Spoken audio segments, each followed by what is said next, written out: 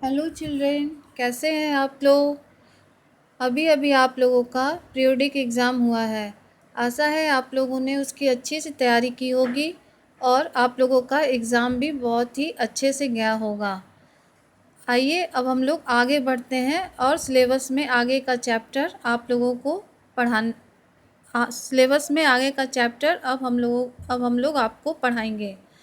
आज आज मैं आप लोगों को क्लास 3 में चैप्टर 7 पढ़ाने जा रही हूँ, जिसमें चैप्टर का नाम है टिपटिपवा। एक थी बुढ़िया, उसका एक पोता था। पोता रोज़ रोज़ रात में सोने से पहले दादी से कहानी सुनता। दादी रोज़ उसे तरह तरह की कहानियाँ सुनाती। एक दिन मूसलाधार बारिश हुई। ऐसी बारिश पहले कभी नहीं हुई थी। सारा गांव बारिश से परेशान था। बुढ़िया की झोपड़ी में पानी जगह जगह से टपक रहा था। Tip tip tip tip. इस बात से बेखबर पोता दादी की गोद में लेटा कहानी सुनने के लिए मचल रहा था। बुढ़िया खींच कर बोली, अरे बचवा, का कहानी सुनाए। ये टिपटिपवा से जान बचे तब ना। पोता उठकर बैठ गया। उसने पूछा, दादी ये टिपटिपवा कौन है। टिपटिपवा क्या शेर बाघ से भी बड़ा होता है। दादी छत से टपकते हुए पानी की तरफ देखकर बोली, हाँ बचवा, हाँ बचवा, न सिरवा के डर न बगवा के डर, डर तो डर टिपटिपवा के डर। संजोग से मुसीबत का मारा एक बाघ बारिश से बचने के लिए झोपड़ी के पीछे बैठा था। बेचारा बाघ बारिश से घबराया हुआ था। बुढ़िया की बात सुनते ही वह और डर गया। अब वह टिपटिपवा कौन सी बला है। अब यह टिपटिपवा कौन सी बला है। जरूर यह कोई बड़ा जानवर है, तभी तो बुढ़िया शेर बाघ से ज़्यादा टिपटिपवा से डरती है। इससे पहले कि बाहर आकर वह मुझ पर हमला करे, मुझे ही यहाँ से भाग जाना चाहिए।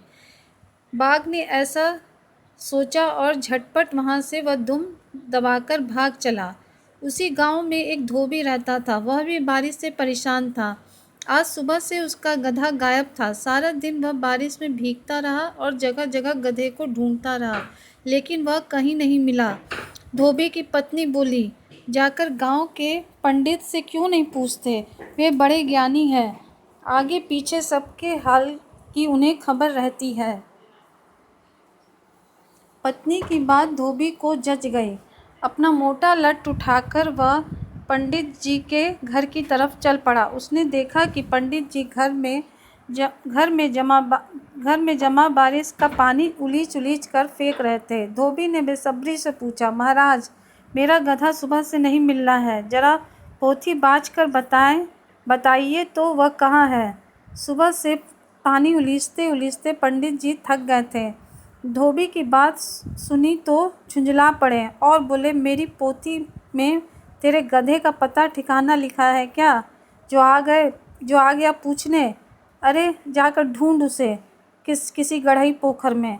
और पंडित जी लगे फिर पानी उलीचने। धोबी वहाँ से चल दिया। चलते चलते वह एक तालाब के पास पहुँचा। तालाब के किनारे ऊंची ऊंची घास उग रही थी। धोबी घास में गधे को ढूंढने लगा। किस्मत का मारा बेचारा बाघ टिपटिपवा के डर से वही घास में छिपा बैठा था। धोबी को लगा कि बाघ ही उसका गधा है। उसने आओ देखा न ताव और लगा बाघ पर मोटा लठ बरसाने। बेचारा बाघ उस अचानक हमले से एकदम घबरा गया।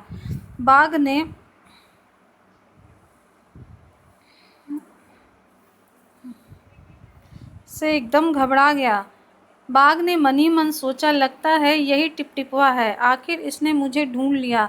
अब अपनी जान बचानी है तो यह जो कहे चुपचाप करते जाओ। आज तूने बहुत परेशान किया है, मार मार कर मैं तेरा कचूमर निकाल दूंगा। ऐसा कहकर धोबी ने बाघ का कान पकड़ा और उसे खींचता हुआ घर की तरफ चल दिया। बाघ बिना चू चपड़ किए भीगी बिल्ली बना धोबी के पीछे पीछे चल दिया।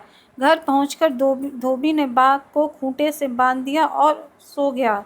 सुबह जब गांव वाले ने धोबी के घर के बाहर खूंटे से एक बाघ को बंधे देखा तो उनकी आंखें खुली की खुली रह गई। इस कहानी के लेखक का नाम है गिरिजा रानी अस्थाना। तो बच्चों, आप इस अध्याय का नाम है टिपटिपवा। टिपटिपवा मतलब होता है पानी की बूंद की आवाज़, अतः मतलब पानी जो बूंद बूंद टपकता है उसे ही हम लोग टिप टिप कहते हैं। इस कहानी में वही टिप टिपा है। लेकिन जब बहुत बारिश होती है, बहुत लगातार 2-3 दिन तक, कुछ दिन तक पानी बरसता है, तो जिसके घर कमज़ोर होते हैं, कच्चे मकान होते हैं जिसके, तो उनके घर में पानी टप टप चूता रहता है। उन लोग को हमेशा यही डर रहता है, वो लोग ना ठीक से बैठ सकते हैं, कहीं नहीं रह सकते हैं। उन लोग को हमेशा यही डर रहता है कि कहीं हम लोग डूब ना जाए पानी में, कहीं हम लोग का घर ढह ना जाए पानी में। जिन लोगों के घर कच्चे होते हैं उन लोगों को हमेशा ये डर बना रहता है। उन लोगों के लिए बहुत ही भयानक स्थिति रहती है। मतलब उन लोगों का ये रहता है कि इन लोगों बाघ और शेर से भी ज़्यादा उन लोग के लिए भयावह स्थिति रहती है। वो लोग बाघ से भी ज़्यादा खतरनाक मानते हैं इसे, जब उन लोग का घर लगातार बारिश से चूता रहता है। बच्चों, इस कहानी का यही सार है। तो आप लोग इस पाठ का अध्ययन आप लोग स्वयं घर पे करेंगे, और इसे जब तक अच्छे से अध्ययन न कर ले तब तक बार बार इसकी पुनरावृत्ति करते रहेंगे और इसे अच्छे से इसका अध्ययन करेंगे। धन्यवाद।